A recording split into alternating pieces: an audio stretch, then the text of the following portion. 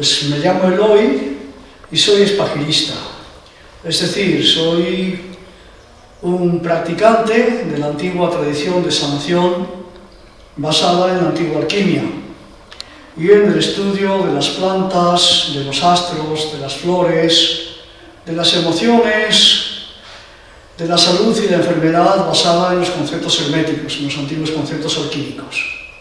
Desde este punto de vista, pues practico una ciencia antigua, una ciencia basada en los conceptos, en la mentalidad de los pueblos antiguos, que no tiene nada que ver con la forma de entender la ciencia mecanicista, materialista, moderna.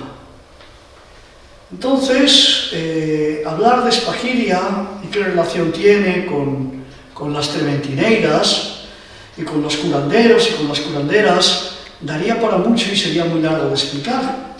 Pero sí voy a hacer un pequeño apunte. Y es que el mundo de la alquimia y el mundo de los espagiristas entienden la naturaleza como un conjunto de relaciones. Es decir, las cosas se relacionan entre sí porque tienen unas cualidades. Podemos decir que tienen una vocación, un alma. Entonces, el alquimista entiende la naturaleza como un juego, como una dinámica entre almas, entre el alma de las cosas.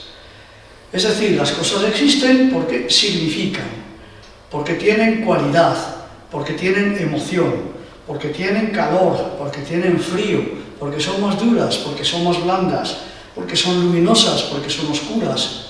A partir de este concepto se puede hacer todo un mundo de relaciones que permite relacionar flores con estrellas. Esto es lo que hace el alquimista, lo que hace el espagirista y lo que, de una forma más o menos organizada, más o menos filosófica o más o menos espontánea y emocional, hacen los antiguos curanderos, los antiguos chamanes y efectivamente las trementineiras. Dones sabias que